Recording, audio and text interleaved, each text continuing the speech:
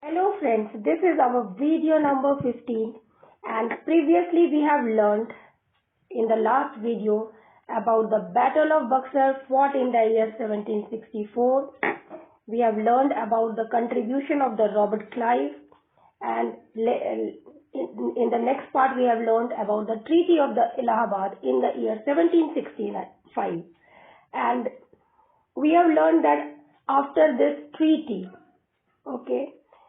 it was signed between the British Shah Alam II and Fuzza-ud-Dawla, and how the Diwani rights of Bengal, Bihar and Orissa was handed over to the British.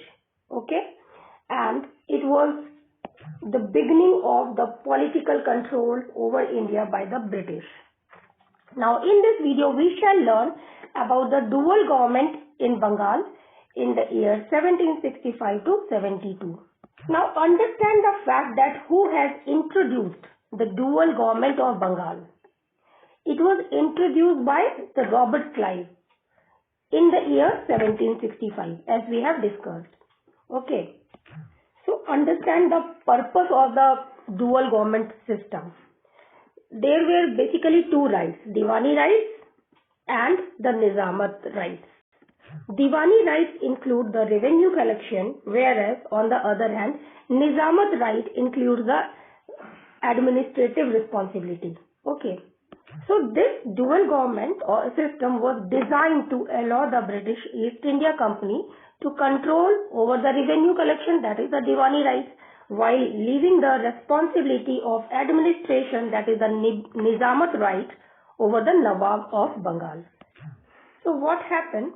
This British East India Company would appoint the Deputy Diwan who would exercise or look after the revenue collection duties. Now the question arises that what was the role of the Nawab in dual government.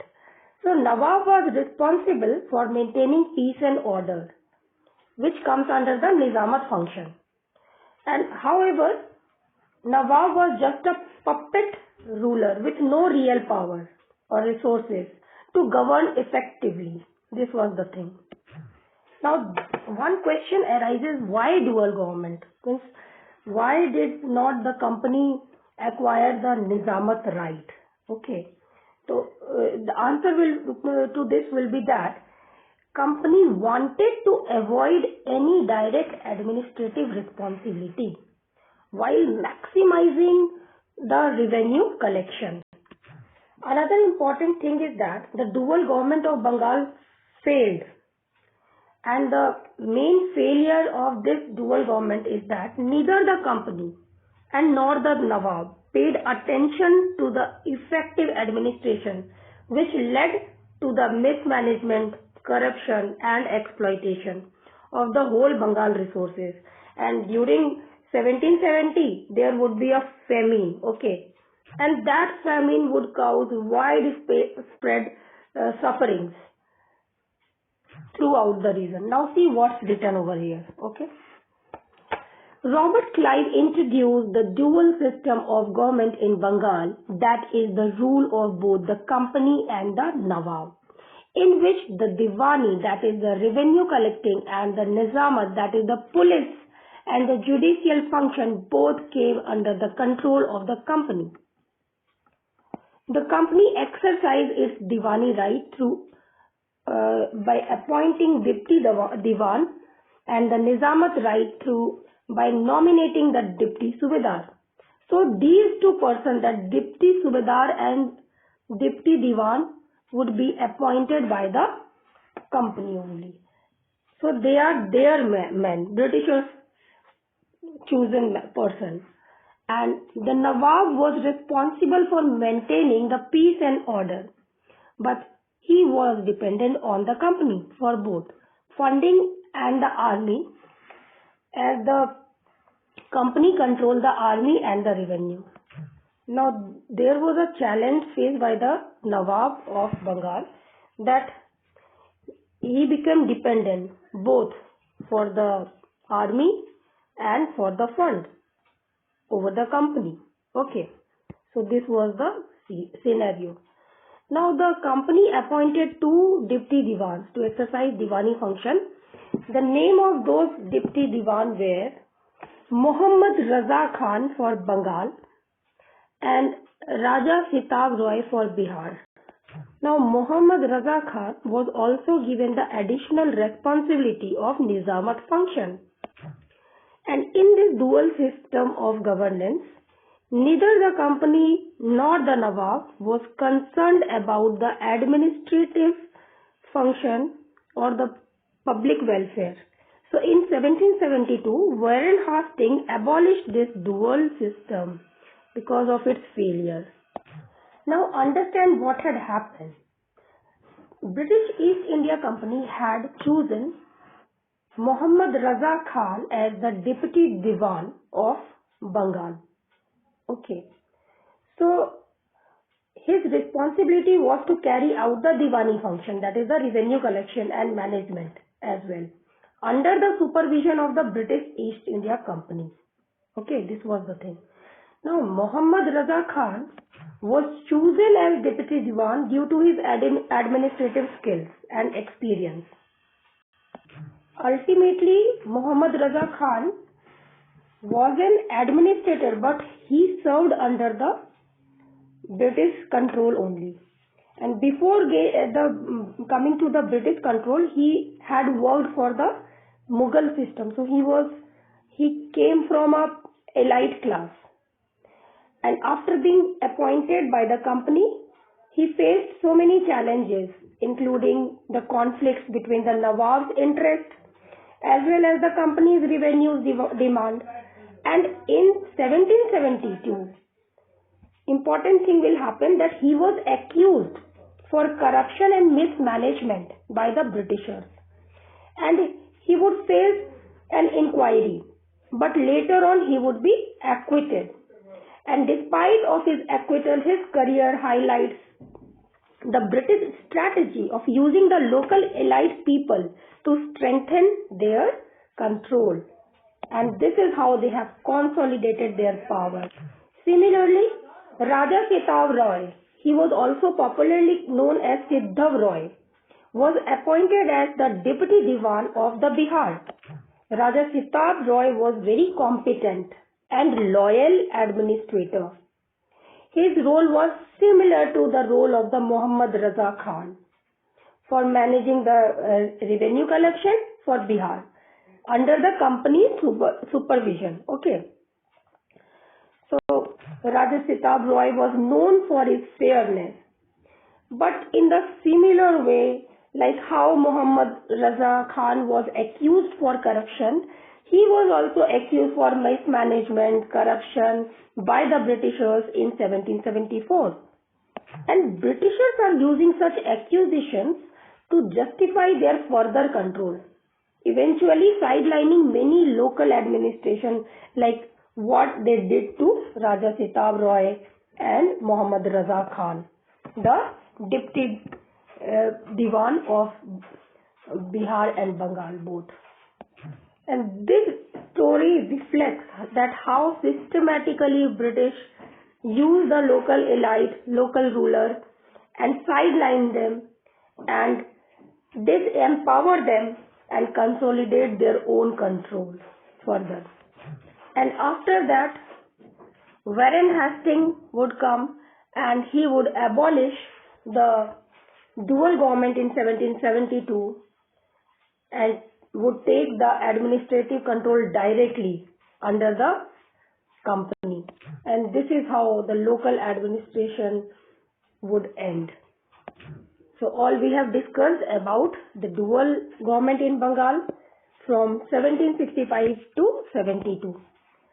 The next is the Mysore resistance to the company, the Wodeyar dynasty or the Mysore dynasty. Now understand what does this Mysore resistance to the company means.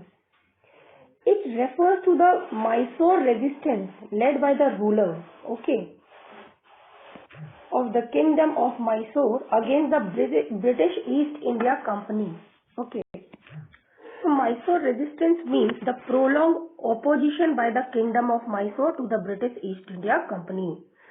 Now, company wanted to dominate over the South India also, but there was resistance, and particularly a strong resistance would be there by the Hyder Ali and the Tipu Sultan, who led a series of Anglo-Mysore war against the British. Okay. Now the Wodeyar dynasty ruled the kingdom of Mysore from 1399, and they were initially independent rulers who governed the Mysore for a long time and also expanded Mysore as a prosperous kingdom. However, by the mid of 18th century, the Wodeyar became figurehead monarch when Hyder Ali, a military commander, took over the administration. So Hyder Ali was a de facto ruler of the Wodeyar dynasty. Initially, Wodeyar dynasty faced internal conflicts and external threats as well. So Hyder Ali was a soldier in the Mysorean army. He would rose to prominence due to his military skills and political insight. Political insight. And by the 1760, Hyder Ali became a de facto ruler of Mysore, and this is how reducing the Wodeyars to ceremonial rulers. Hyder Ali played a significant role in resisting the Britishers. So how would he be able to do that? He would modernize the Mysore's army and establish alliances with the French to counter the British expansion. He led the first Anglo-Mysore war from 1767 to 1769, successfully defending the Mysore and forcing the British to sign the Treaty of Madras. But during the second Anglo-Mysore war, which was held from 1780 to 1784, he again challenged the British but died before the war was concluded. So next, the Tipu Sultan, who was the son of Hyder Ali, succeeded him as a ruler of Mysore in 1782. Now, this Tipu Sultan was also known as Tiger of Mysore. He would continue to fight and resist the British expansion and continued his father's legacy in the same way. And Tipu implemented modern administrative reforms and advanced the Mysore's military system, made alliances with the France, the Ottoman Empire and the Maratha Confederacy as well. He fought the Third Anglo-Mysore War and the Fourth Anglo-Mysore War.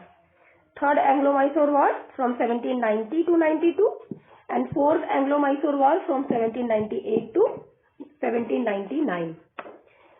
And thus he would die in the defense of Seringpatnam in 1799. So Mysore's strong resistance would delay the process of south expansion of India by the Britishers. And the eventual defeat of the Tipu Sultan in 1799 allowed the British to consolidate their power, their control over the Mysore and the Deccan.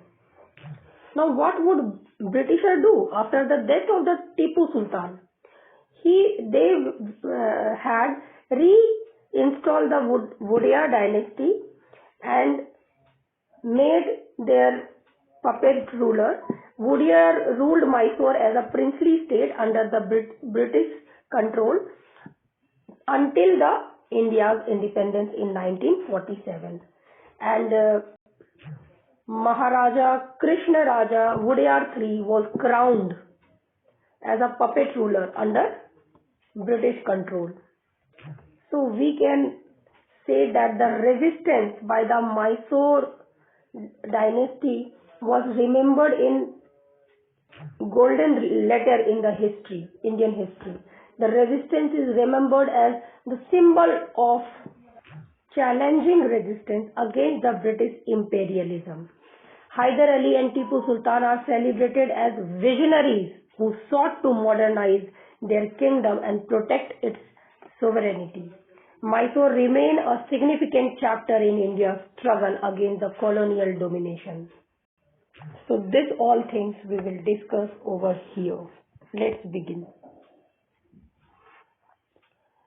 The great Vijayanagar Empire disintegrated after the Battle of Talikota. So Battle of Talikota took place in 1565 AD. Okay, when in 1565 AD. And it was a significant battle between the Vijayanagar Empire and the Deccan Sultanate. So the Deccan Sultanate had been long hostile towards the growing power of the Vijayanagara, which led to the Battle of Talikota between the Deccan Sultanate and the Vijayanagar Empire. And Deccan Sultanate were led by like Adil Shah of Bijapur, Nizam Shah of Ahmednagar, Qutub Shah of Golconda, and Barid Shah of Bidar. So altogether, combinedly, they are called as Deccan Sultanate. Okay. To defeat the Vijayanagar Empire, that is the King Aliya and Rama Raya, Deccan Sultanate combined their armies and defeated in 1565 in the Battle of Talikota, and number of smaller kingdoms emerged from its remain. In 1612, a Hindu kingdom under the Wodeyars emerged in the Mysore region. So we can understand that this Wodeyar dynasty had been originated from the Vijayanagar Empire. When the Vijayanagar Empire declined after the Battle of the Talikota, Mysore will declare themselves as an independent state. Okay. Chikka Krishna Raja Wodeyar II ruled from 1734 to 1766. During the latter half of the 18th century, Mysore emerged as a formidable power under the leadership of Hyder Ali and Tipu Sultan. The British felt that Mysore's proximity to the French and the Hyder Ali and Tipu's control over the rich trade of Malabar coast threatened their political and commercial interest in South India. So what will happen that British East India Company, particularly, they would view or had a perception about Mysore as a significant threat to their political and commercial interest in South India, especially due to Mysore's proximity to the French and the leadership of Hyder Ali and Tipu Sultan. So Mysore was growing biggest threat to the East India Company. Now the British felt threatened by the Mysore due to its proximity or closeness to the French and the control of Hyder Ali and Tipu Sultan over the Malabar coast. Malabar coast is a region that was crucial for trade. So Britishers would fear that Mysore's growing strength and alliance with the French would decrease the British political and commercial interest in South India. So Hyder Ali and his son Tipu Sultan were the powerful ruler of Mysore who resisted British expansion in the South India. Okay. And why this Malabar coast control over this place had threatened the British? Because the Malabar coast was vital place for trade, particularly in spices and other valuable commodities also. So the British East India Company depend heavily on this region for its commercial success. But the Tipu Sultan's control over the Malabar coast would disturb the British trade and commercial value in this region, and because of this only 4 Anglo-Mysore wars will occur. Okay. A series of wars with Mysore and British, which is also commonly known as Anglo-Mysore War, would happen, and they, especially the British, would aim to weaken the Hyder Ali and Tipu Sultan's power, to reduce the French influence, and to regain control over the strategic trade route in South India, which include Malabar coast. So British saw this Mysore as a major obstacle to their dominance in the southern India part. The Anglo-Mysore Wars eventually led to defeat Tipu Sultan in 1799, marking the end of the Mysore's resistance to the British rule. And the British East India Company gained control over the Malabar coast and other important territories, securing a commercial and political interest in the South India. So this was the whole story. In the next class, we shall learn about the rise of the Hyder Ali, and today's class is over. Take care all of you. Thank you.